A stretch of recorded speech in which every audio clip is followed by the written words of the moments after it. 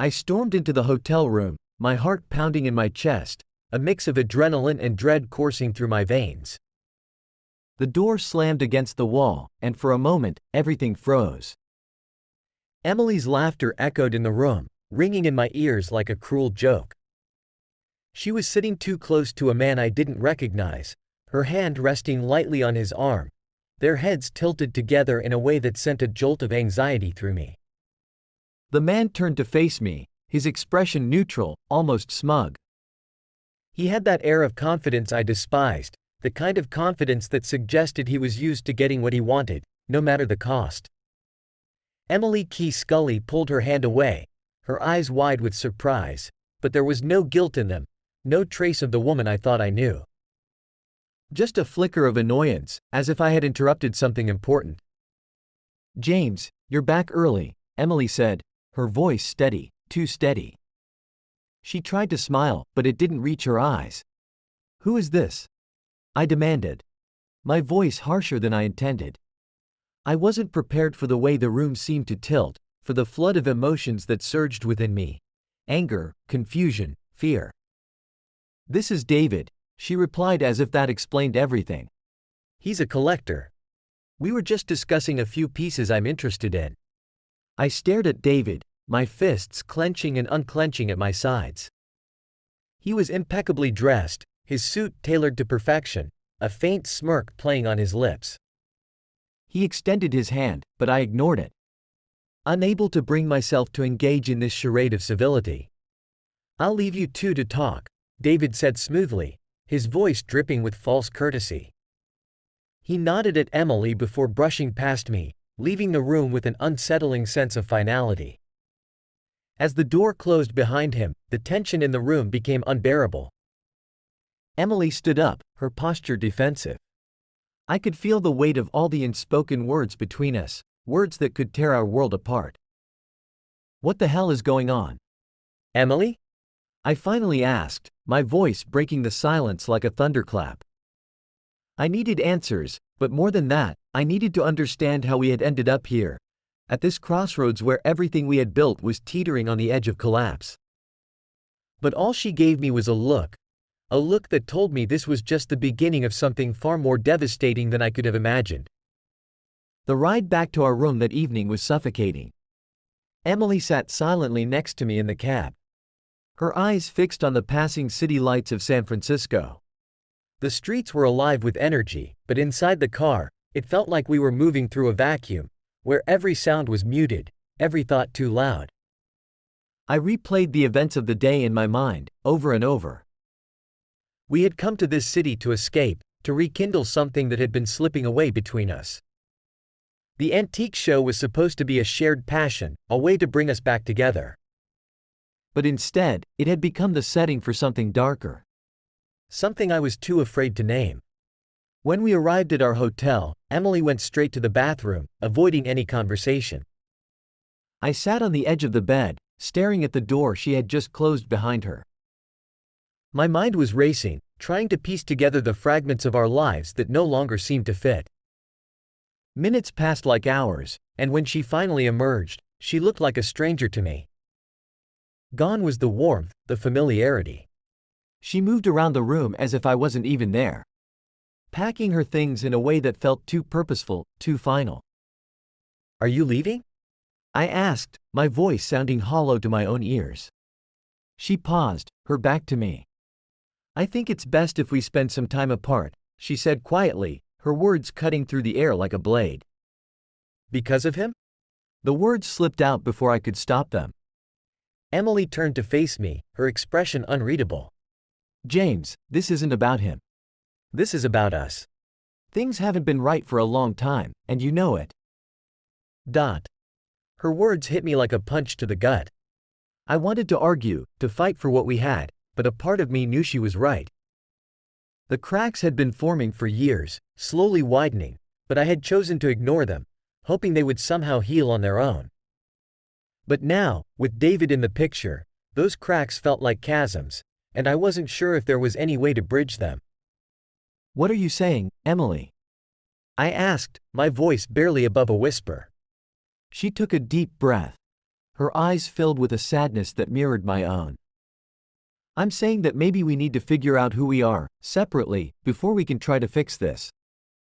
Her words hung in the air, and I knew there was no turning back.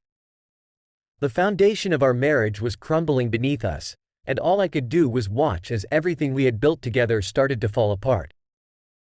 Days turned into weeks, and Emily's absence became a shadow that followed me everywhere. I returned to our home in Los Angeles, but it felt like a shell of the life we once shared. The silence in our house was deafening, each empty room a reminder of what had been lost. I buried myself in work, trying to distract myself from the gnawing suspicion that there was more to her time apart than she had let on. One evening, after a particularly grueling day at the office, I decided to clear out the guest room, Emily's art studio, where she often spent her time when she wasn't at work. As I sifted through her sketches and half-finished paintings, I stumbled upon a small box tucked away in the back of a drawer. My heart sank as I opened it, revealing a stack of letters, all written in the same elegant handwriting. The first letter was dated a few weeks before our trip to San Francisco. My hands shook as I unfolded the paper, recognizing the tone immediately. It was from David. His words were filled with flattery and admiration, speaking of shared moments and stolen glances. My stomach turned as I read the unmistakable confessions of a man who was far more than just a casual acquaintance. There were several more letters, each one more intimate than the last. They spoke of meetings in hidden corners of the city, of secrets kept from the world. I felt a surge of anger and betrayal as I realized just how deep their relationship had gone. Emily had lied to me, and not just about David. She had lied to herself about what we had left. But it wasn't just the letters. Tucked beneath them were photographs. Candid shots of Emily and David, their smiles too genuine, their touches too familiar. They were taken at places I recognized. The coffee shop around the corner from our house, and the art gallery we used to visit on weekends. Each image was like a dagger to my heart, driving home the truth I had been too blind to see. For the first time in weeks, I felt a wave of clarity wash over me. I couldn't let this betrayal go unanswered. But instead of confronting Emily directly, I needed to find a way to dismantle the life David had so easily infiltrated. My mind raced with possibilities, each one more calculated than the last. I had connections and resources, things that David had no idea about. If he thought he could steal my wife and walk away unscathed, he was gravely mistaken. The following days were a blur of phone calls and meetings. I reached out to contacts in the business world, old friends who owed me favors, and even a few private investigators who specialized in corporate fraud. It didn't take long for me to uncover the skeletons in David's closet. Behind his charming facade was a man who had built his empire on deception and manipulation. David was well known in certain circles for his collection of rare antiques, but what most didn't know was that he often acquired these treasures through questionable means. He would exploit desperate sellers, falsify provenance documents, and, in some cases, outright steal pieces that had belonged to families for generations. His reputation as a respected collector was nothing more than a carefully constructed lie. The more I dug, the more I found. There were lawsuits settled out of court, accusations that had been quietly swept under the rug, and a trail of ruined lives left in his wake. I compiled everything into a comprehensive dossier, a detailed account of his crimes, backed by evidence that would be impossible to refute. But I didn't stop there. I needed to make sure that when I exposed David, it would be in a way that left him with no way out. I contacted journalists who had a history of uncovering corruption in the art world, feeding them just enough information to pique their interest. I knew that once they started digging, the story would take on a life of its own. At the same time, I made sure that Emily would be implicated in the fallout. I had no intention of destroying her life, but she needed to understand the consequences of her actions. She had chosen to align herself with a man who represented everything I despised, and she would have to face the reality of what that choice meant. As the pieces of my plan fell into place, I felt a cold, determined calm settle over me. This wasn't about revenge anymore. It was about justice, about making sure that David couldn't continue to prey on others the way he had preyed on Emily, and by extension, on me. I had been blindsided by their betrayal, but now I was the one in control. And I wasn't going to stop until David's world came crashing down around him. The day I decided to set my plan into motion, a strange sense of calm washed over me. It was the kind of calm that comes before a storm, an eerie quiet that signals the chaos to come. I knew what I was about to do could change everything, but there was no turning back now. I started by making a few phone calls, ensuring that the right people would be present at the upcoming antique show where David was scheduled to speak. This event would be the perfect stage for his downfall. The journalists I had contacted were eager to expose the story, and they assured me they would be there, ready to pounce at the first sign of scandal. The night before the show, I received a message from Emily. She had been distant since our last conversation, her responses brief and non-committal. But this message was different. She wanted to meet, to talk about us, as if there was still something left to salvage. I agreed, though my mind was elsewhere. I arrived at the small cafe where we had first met years ago, a place that once held so much meaning for us. Emily was already there, seated at a corner table, her eyes searching the room until they landed on me. She looked tired, worn down by the weight of her decisions. I could see the guilt etched into her features, but it was too late for apologies. I sat across from her, and for a moment, neither of us spoke. "James," she began, her voice trembling slightly, "I know I've hurt you. I never meant for things to go this far." I remained silent, letting her words hang in the air. She reached across the table, her fingers brushing against mine, but I pulled away. "You made your choice, Emily," I finally said, my tone cold and detached. "You chose him." Tears welled up in her eyes, and she quickly wiped them away. "It wasn't supposed to be like this. I was lost, and David, he made me feel alive again." Her confession hit me like a punch to the gut, but I refused to let it show. "And now you want what? Forgiveness? A second chance?" She hesitated, then nodded. "I don't want to lose you, James. We've been through too much together." I leaned back in my chair, studying her. "You already lost me the moment you let him into your life." The words seemed to pierce her. And she slumped back in her seat, defeated. I watched as she struggled to find the right words, but I didn't need to hear them. My mind was already focused on the events that would unfold the next day. "Whatever happens tomorrow," I said, my voice firm, "just know that it's too late to change anything." I stood up, leaving her alone in the cafe, knowing that the storm I had set in motion was about to break.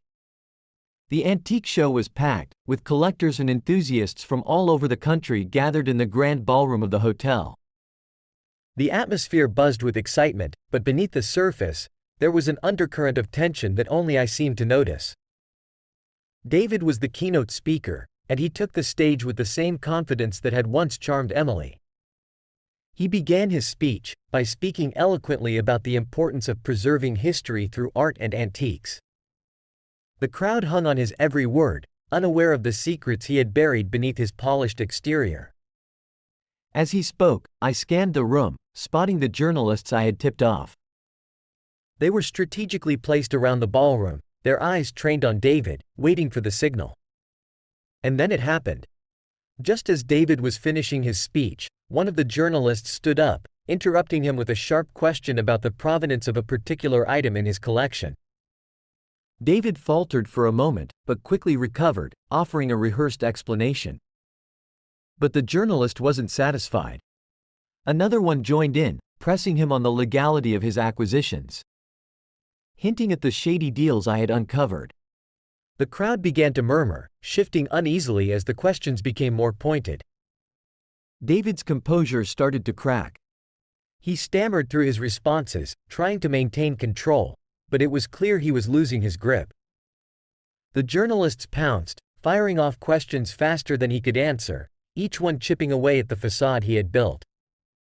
And then, the final blow, a reporter produced documents, copies of the evidence I had gathered. and read aloud the details of David's fraudulent activities. The room fell silent as the truth came crashing down, the weight of his lies too heavy to bear. David stood frozen on stage, his face pale, his confidence shattered. The realization that his empire was crumbling before his eyes was written all over his face.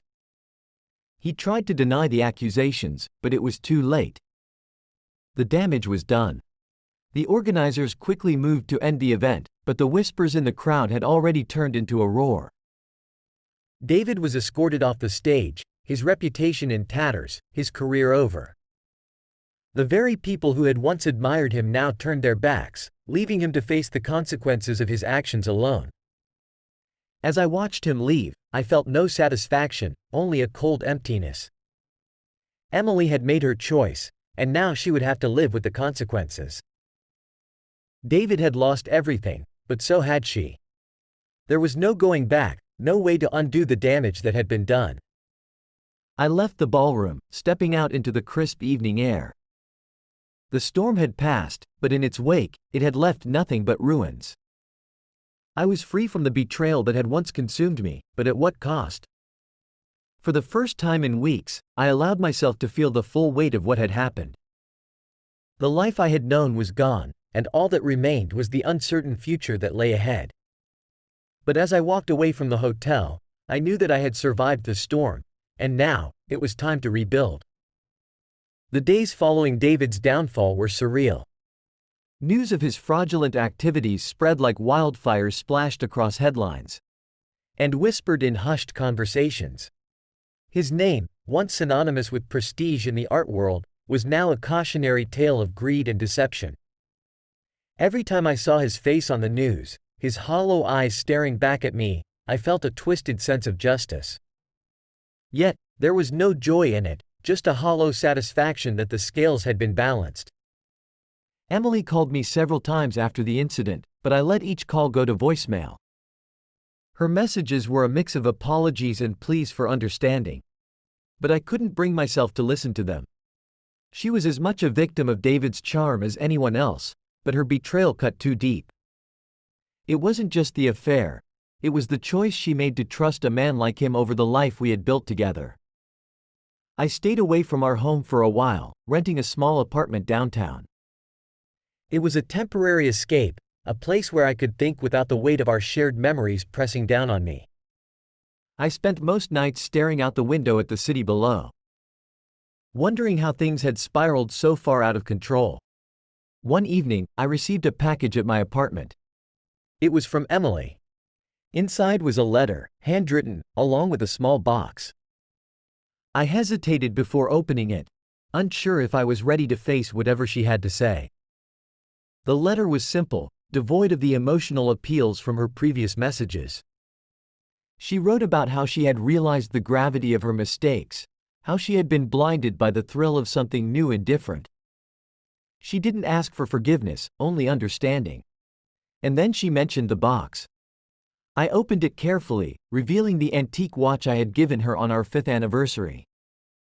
It was a beautiful piece, one of the few antiques I had ever purchased, knowing how much she loved the craftsmanship of old timepieces. I remembered the day I gave it to her, the way her eyes lit up with genuine happiness. But now, the watch felt like a relic of a life that no longer existed. A part of me wanted to return it, to send it back with a note saying I didn't want anything to remind me of what we had lost. But another part of me, the part that still held on to the love we once shared, couldn't bring itself to let go. I placed the watch back in the box, setting it on the windowsill where it caught the last rays of the setting sun. The letter, however, I folded and tucked away in a drawer, unsure of what to do with it. It wasn't closure, but it was something, a final piece of the puzzle that had been our marriage. A month passed before I felt ready to return to our home. When I finally did, it was with a sense of finality. The house was quiet, almost eerie in its emptiness. The furniture was covered in dust sheets as if frozen in time. I walked through each room, memories flooding back with every step. This had been our sanctuary, the place where we laughed, argued, and shared countless moments that defined our lives together. But now, it was just a house, a structure of wood and stone, devoid of the warmth that once made it a home. I made my way to the master bedroom, where the bed we once shared stood like a monument to our past. I sat on the edge of it, the silence weighing heavily on me. I knew I couldn't stay here. This place, once filled with life and love, now felt like a mausoleum. It was time to move on, to leave behind the ghosts of what once was. I spent the next few days packing up my things, separating what I wanted to keep from what I would leave behind. It was a painful process, each item a reminder of the life we had built together and the life that had been shattered. Emily had already taken her belongings, leaving behind only what was mine. As I packed the last of my clothes, I found a small photo album tucked away in the back of the closet. It was from our early years together, filled with pictures from trips, holidays, and lazy Sundays spent in each other's company. I flipped through the pages, feeling a pang of nostalgia, but also a sense of closure. Those moments were real, and they would always be a part of me, but they belonged to a different time. A different version of myself. On my last day in the house, I stood at the front door, taking one final look around. I wasn't sure where I would go next, but I knew it was time to start fresh. As I stepped outside, I felt a weight lift from my shoulders. The future was uncertain, but for the first time in a long while, it felt like it was mine to shape. I found a small, modern apartment in a new part of town, somewhere with no ties to the past. The space was bright, filled with light. And most importantly, it was mine. I decorated it with a few new pieces, leaving behind the heavy antiques that had once cluttered our old home. The watch Emily had returned to me found a place on my bedside table, a reminder of the journey I had been on, but not something that defined me. I threw myself into my work, starting a new project that had been on the back burner for years. It was invigorating, a way to channel my energy into something constructive. I reconnected with old friends, made new ones, and slowly but surely, began to rebuild my life. In time, I found peace. It didn't come all at once, but in small moments, walking through the park on a crisp morning, sharing a laugh with a colleague, or simply enjoying the quiet solitude of my new home. I wasn't the same person I had been before, but that was okay. I had been through the storm, and now, on the other side, I was ready to embrace whatever came next. The past would always be a part of me, but it no longer controlled me. I had survived betrayal, heartbreak, and loss, and in doing so, I had discovered a strength I didn't know I had. Now, as I looked toward the future, I did so with hope in the knowledge that, no matter what, I would be okay. Months had passed since I moved into my new apartment, and life had slowly settled into a comfortable rhythm. The pain of betrayal had dulled, replaced by a cautious optimism for the future. My days were filled with work and my evenings were with quiet solitude or occasional outings with friends. It wasn't the life I had imagined, but it was a life I could live with. One evening, while walking through a neighborhood I hadn't explored before, I stumbled upon a small, cozy-looking cafe. The warm glow from inside and the scent of freshly brewed coffee drew me in. I decided to stop for a cup, thinking it would be a nice way to end the day. As I stepped inside, I was greeted by the soft hum of conversation and the clinking of cups and saucers. I ordered my coffee and found a seat near the window, enjoying the quiet ambiance. I took out a book, intending to read, but my attention was drawn to the door as it opened, letting in a gust of cool air. To my surprise, it was Emily. She looked different, thinner, paler, but there was no mistaking her. She hadn't noticed me yet, and for a moment, I considered slipping out unnoticed. But something made me stay. She approached the counter, ordered her drink, and turned to find a seat. That's when our eyes met. For a brief second, she looked as surprised as I felt. But then she offered a tentative smile. I nodded, unsure of what to do. It had been months since our last conversation, and so much had changed. She hesitated, then walked over to my table. "James," she said softly, her voice carrying the weight of the months that had passed. "I didn't expect to see you here." I could say the same, I replied, setting my book aside. How have you been? She sat down across from me, wrapping her hands around her coffee cup as if seeking warmth. I've been managing. It hasn't been easy. I nodded, not quite sure how to respond. The last time we had spoken, things had been raw, filled with anger and hurt. Now, sitting across from her in this quiet cafe, the tension was still there, but it had softened, replaced by a mutual understanding of what we had both lost. And you? She asked, her eyes searching mine. How are you? I'm doing okay, I said, and for the first time in a long time, I meant it. It took some time, but I'm finding my way. She smiled faintly, but it didn't reach her eyes. I'm glad to hear that. We fell into a silence that wasn't entirely uncomfortable. There was so much that had gone unsaid between us, but it felt like the time for explanations and apologies had passed. We had both moved on in our own ways, even if the scars remained. James, she began after a moment, I just want you to know that I'm sorry. For everything.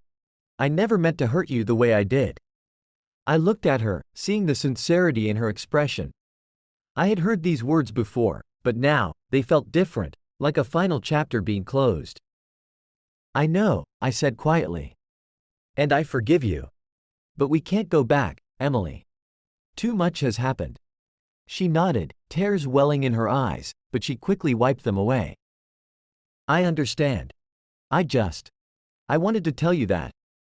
I gave her a small smile, one that held no bitterness, only acceptance. Thank you. We sat there for a few more minutes, sipping our drinks and letting the silence speak for us. When it was time to go, we stood up, and for a moment, we just looked at each other, as if memorizing this final encounter. Take care, Emily, I said, meaning it. You too, James, she replied, her voice soft. And with that, we parted ways, two people who had once shared a life, now moving forward on separate paths. After that encounter with Emily, something shifted within me. It was as if a final weight had been lifted from my shoulders, allowing me to truly move on. I realized that I had been holding on to the past, even as I tried to build a new life. But now, with Emily's apology and our quiet understanding, I felt a sense of closure I hadn't known I needed. I threw myself into my work with renewed energy, taking on new projects and even considering expanding my business. The focus and drive that had eluded me in the months following the betrayal were back, and it felt good to have a purpose again. Socially, I began to open up more, reconnecting with old friends and making new ones. I started attending gatherings and events. Things I had avoided for so long. It wasn't easy at first, but slowly, I found myself enjoying the company of others again. Life felt lighter, more vibrant. One weekend, a friend invited me to a charity event, a gala for a cause I believed in. It was a formal affair, the kind I hadn't attended in what felt like a lifetime. I hesitated at first, but in the end, I decided to go. It was time to start living fully again. The evening was elegant, with beautiful decorations, live music, and a sea of well-dressed guests. As I mingled and chatted with various people, I realized how far I had come. The man who stood there, confident and at ease, was not the same man who had been shattered by betrayal. I had rebuilt myself, piece by piece, stronger than before. During the evening, I was introduced to a woman named Claire. She was warm and intelligent, and we hit it off immediately. Our conversation flowed easily, and I found myself genuinely enjoying her company.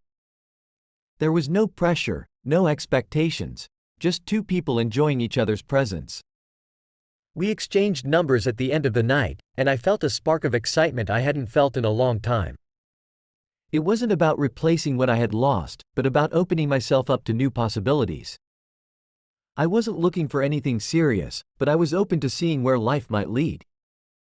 As I left the gala, the city lights sparkling in the night, I felt a sense of peace wash over me. The past had shaped me, but it didn't define me. I had faced the storm and come out on the other side, ready to embrace whatever the future held. In the days that followed, Claire and I began to spend more time together, casual dinners, walks in the park, or simply talking for hours about everything and nothing.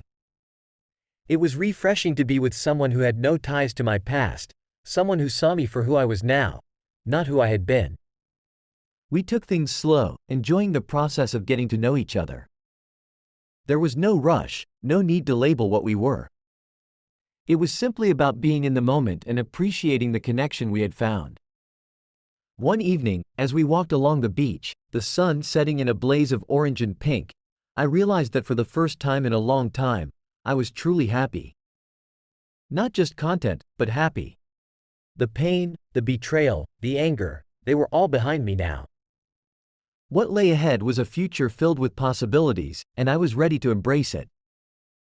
As Claire slipped her hand into mine, I smiled, knowing that whatever came next, I was finally free to live the life I wanted. The storm had passed, and the horizon was clear. It was time to move forward, with hope, with strength, and with the knowledge that I could face anything that came my way. This was my new beginning, and I was ready to make the most of it. Life had settled into a rhythm that I hadn't known in a long time, one of contentment and quiet happiness. My relationship with Claire was growing steadily, and though we were taking things slow, there was an undeniable connection between us. My work was thriving, my friendships were strong, and I felt like I had finally found my footing again. But as life often does, it threw an unexpected curveball my way. It was a late afternoon when I received an email that caught me off guard. The subject line read, "Urgent, need to discuss estate matters." It was from a law firm I didn't recognize. At first, I thought it was a mistake, some spam that had slipped through the filters. But as I read the message, my heart began to race.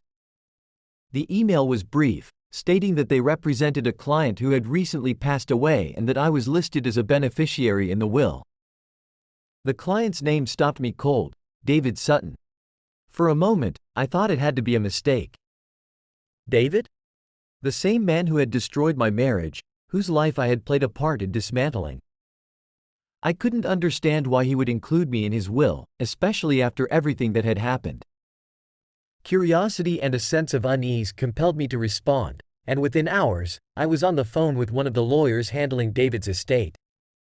She explained that David had left me a letter, along with a substantial amount of money, and requested that I visit their office to receive it in person. The entire situation felt surreal. I debated whether or not to even go. Part of me wanted to leave the past buried, to ignore whatever David had left behind and continue with my life. But another part of me needed answers. What could he possibly have to say to me, especially after everything that had transpired? The following morning, I found myself standing outside a sleek, modern building in downtown San Francisco. The law firm's office was on the top floor, with a view that overlooked the city. I was led into a conference room where a small, sealed envelope and a document folder awaited me. The lawyer handed me the envelope first, and I hesitated before opening it. Inside was a handwritten letter from David, dated just days before his death. "James," it began, "I doubt you ever expected to hear from me again, and I wouldn't blame you if you tore this letter up without reading it. But if you're reading these words, then I hope you'll at least consider what I have to say. I've had time to reflect on my life, especially in these last few months. I know I'm not a good man. I've done things that I can't justify or take back. But as my health began to fail, I realized there were things I needed to make right, or at least attempt to. I don't expect forgiveness. What I did to you was inexcusable, and I live with that guilt every day. But what you did in return, exposing my crimes, was something I needed. Even if it destroyed me. It forced me to confront the man I had become, and for that, I'm grateful. You should know that I never loved Emily, not truly. I was infatuated with the idea of her, taking something that wasn't mine. It was selfish and cruel, and I regret the pain I caused both of you. As for the money I've left you, consider it compensation for the damage I caused, though I know it can never repair the wounds. Use it however you see fit. Give it to charity, invest it, or burn it for all I care. Just know that in my final days, I wanted to at least try to make amends. I'm sorry, James. For everything. David. I sat there for a long time, the letter resting in my hands, my mind reeling. I had expected many things from David, but not this. Certainly not an apology, and definitely not a gesture of remorse. It was unsettling to think that the man who had caused so much damage in my life was capable of such introspection in his final days. The lawyer then explained that the money David had left me was significant, a sum that could change my life if I chose to use it. She handed me the document folder, which contained all the details of the inheritance. I barely glanced at it, too consumed by the letter. Leaving the law firm, I felt a mixture of emotions, anger, confusion, and a strange sense of closure. David's actions had set so much into motion, but his final words had added a new layer to the story, one I hadn't expected. The money David had left me sat untouched for weeks. I couldn't bring myself to do anything with it, unsure of how to reconcile the gesture with the man I had known. Claire noticed the change in me, the way I seemed preoccupied, but I wasn't ready to share the details just yet. Instead, I threw myself into my work, hoping to find some clarity. But no matter how much I tried to focus on my projects, David's letter lingered in the back of my mind. His words echoed in my thoughts, forcing me to confront the unresolved feelings I still harbored. One evening, after a long day at the office, I finally told Claire everything. We were sitting on the couch, a glass of wine in each of our hands, when I handed her the letter. She read it quietly, her expression softening as she reached the end. I can't believe he left you all that money, she said, setting the letter down on the coffee table. What are you going to do with it? I don't know, I admitted. I've been thinking about it a lot, but I can't seem to decide. It feels wrong to use it, but at the same time, it feels wrong to ignore it. Claire nodded, understanding the dilemma. Maybe there's a way to do something good with it. Something that honors the idea of making amends, even if it doesn't come from David himself. Her words stuck with me, and over the next few days, I began to explore possibilities. I considered donating the money to a charity or setting up a foundation in Emily's name, but none of those ideas felt quite right. Then, one afternoon, it hit me. David had been obsessed with antiques, with the preservation of history, even if his methods had been questionable. What if I used the money to start something that would genuinely preserve history? But in a way that was ethical and meaningful? The idea grew in my mind, and soon I found myself sketching out plans for a non-profit organization dedicated to the preservation and restoration of historic sites and artifacts. It would be a way to give back, to ensure that the mistakes of the past weren't repeated. And, in a way, it would turn David's final act into something positive. I spent weeks researching, reaching out to experts in the field, and laying the groundwork for the organization. The more I worked on it, the more I felt a sense of purpose, like this was something I was meant to do. It wasn't just about using the money, it was about creating a legacy that would last beyond any of us. When I finally shared the idea with Claire, she was enthusiastic and supportive. This is exactly what you needed, she said, smiling at me. It's the perfect way to close this chapter of your life. And she was right. As I moved forward with the plans, I felt a sense of peace that had eluded me for so long. The organization, which I decided to name the Sutton Preservation Trust, was a way to take the pain and betrayal of the past and transform it into something meaningful. It was a way to ensure that history was remembered, but also a way to heal and move forward. The launch of the organization was a success, and it wasn't long before we began our first project, restoring a historic building in the heart of San Francisco. It was challenging work, but it was also incredibly rewarding. Every time I visited the site, I felt a connection to something bigger than myself, something that would endure long after I was gone. As the Sutton Preservation Trust grew, so did my relationship with Claire.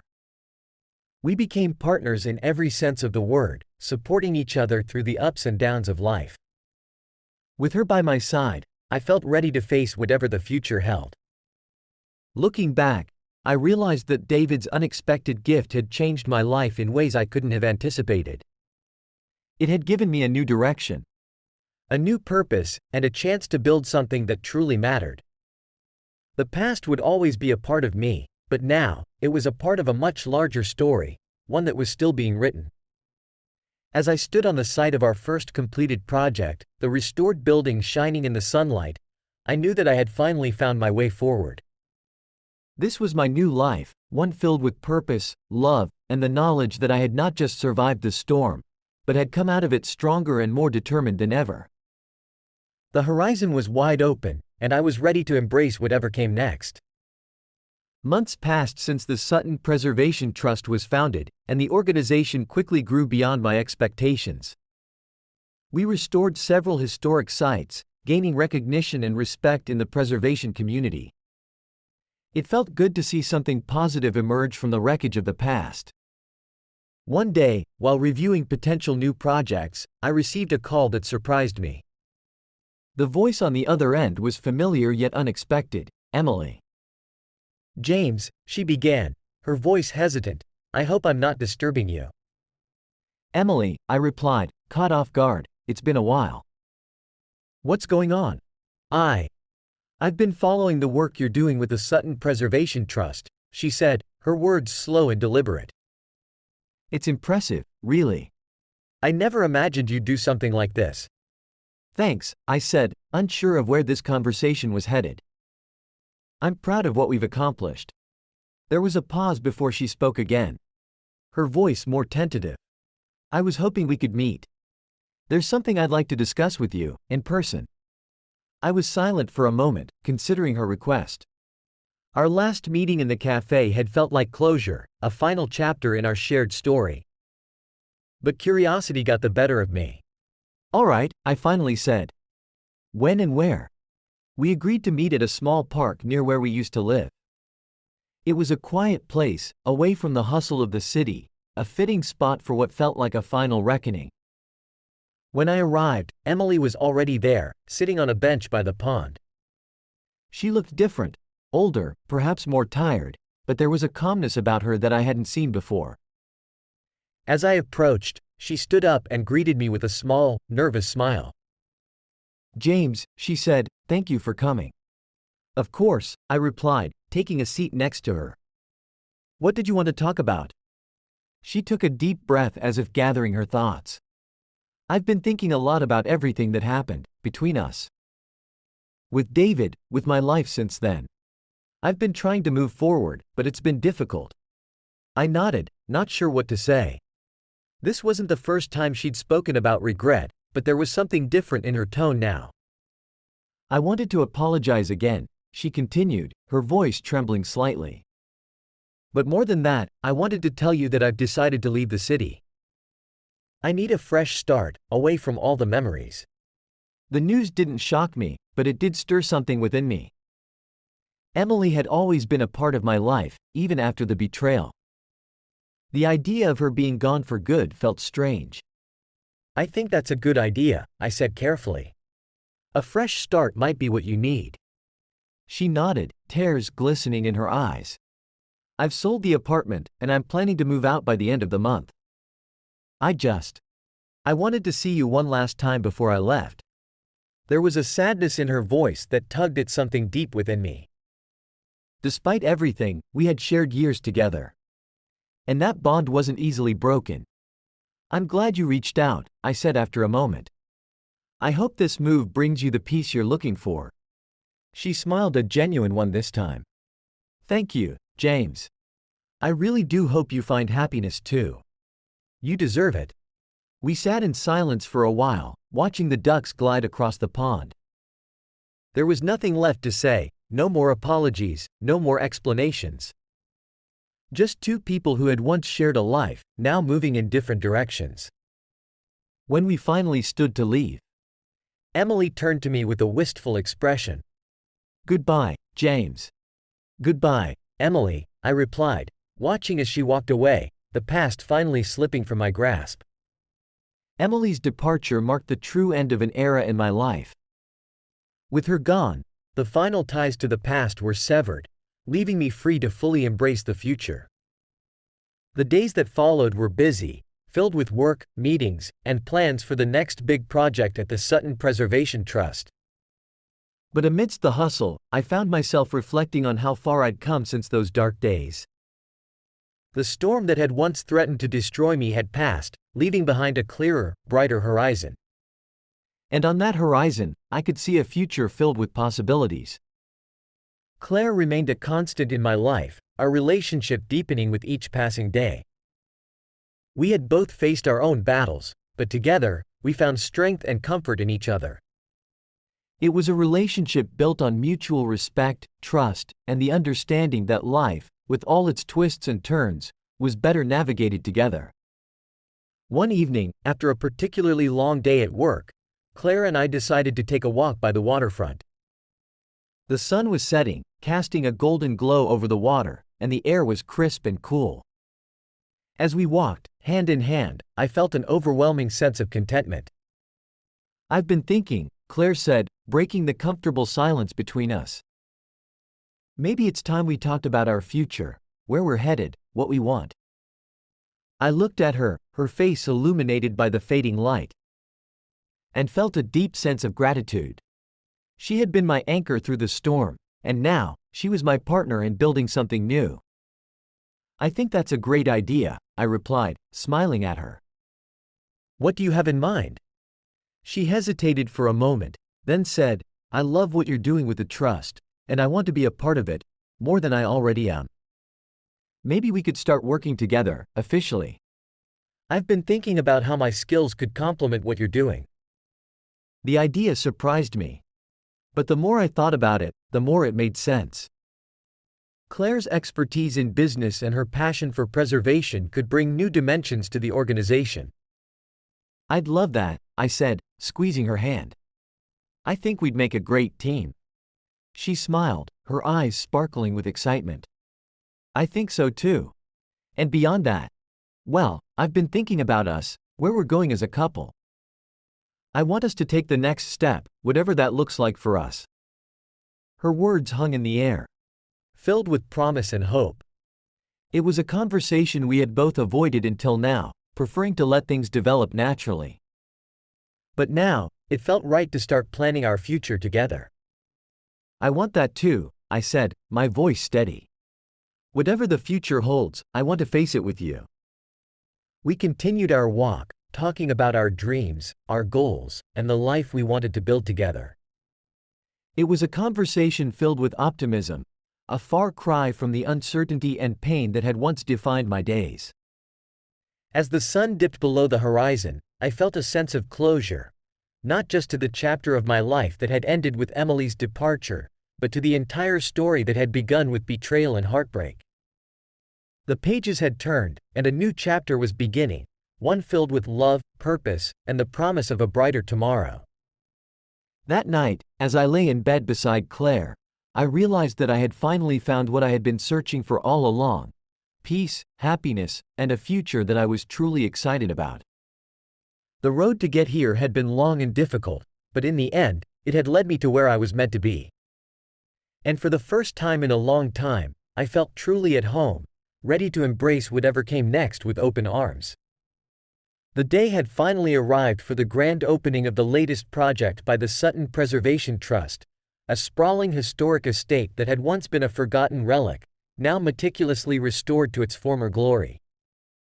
It was the culmination of months of hard work, dedication, and collaboration, not just between my team and me, but also with Claire, who had officially joined the trust as my partner both in life and in work. The estate, nestled on the outskirts of the city, was a sight to behold. The sunlit gardens, the restored architecture, and the carefully curated exhibits inside told the story of a bygone era brought back to life. It was a testament to what we had built, not just the trust, but the life we were creating together. As I stood on the terrace, overlooking the estate with a glass of champagne in hand, I couldn't help but reflect on the journey that had brought me here. The pain, the betrayal, the loss, all of it had led to this moment of triumph and fulfillment. The horizon before me was vast and open, filled with endless possibilities. Guests began to arrive, a mix of preservationists, historians, and supporters of the trust. Claire was by my side, greeting them with the same grace and warmth that had drawn me to her in the first place. Together, we moved through the crowd, sharing the story of the estate's restoration and the vision for the trust's future. As the evening progressed, I found myself in a quiet corner of the garden, taking a moment to breathe in the success of the day. Claire joined me, slipping her hand into mine. "You did it," she said, her voice filled with pride. "We did it," I corrected her, smiling. "This wouldn't have been possible without you." She leaned her head on my shoulder, and we stood there in comfortable silence, watching the sun dip below the horizon. The estate, bathed in the soft glow of twilight, felt like a symbol of everything we had overcome and achieved together. "Do you ever think about what's next?" Claire asked after a while, her tone thoughtful. "Always," I replied. "But for the first time in a long time, I'm not worried about it. Whatever comes next, I'm ready." She looked up at me, her eyes shining with a mix of love and determination. "I feel the same way.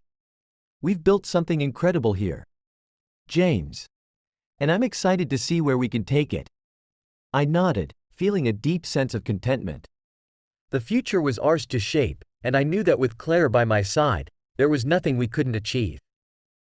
As the evening wound down, and the last of the guests said their goodbyes, I took one final walk through the estate. Each room, each artifact, each carefully restored detail was a reminder of the new life I had created, a life that was now filled with purpose, love, and a sense of belonging. When I returned to the terrace, Claire was waiting for me, her smile soft and inviting. "Ready to go home?" she asked. "Home," I repeated, savoring the word. "Yes, let's go home." We left the estate hand in hand, the future stretching out before us like an open road. It was a road I was eager to travel, not just because of the promise it held, but because I knew that no matter where it led, I wouldn't be walking it alone. The past had shaped me, but it no longer defined me. I had found a new horizon, one filled with endless possibilities, and I was ready to embrace whatever came next with an open heart and a clear mind. This was the beginning of a new chapter, one that I knew would be the most exciting and fulfilling yet. And as Claire and I drove away from the estate, the city lights twinkling in the distance, I knew that the best was still yet to come.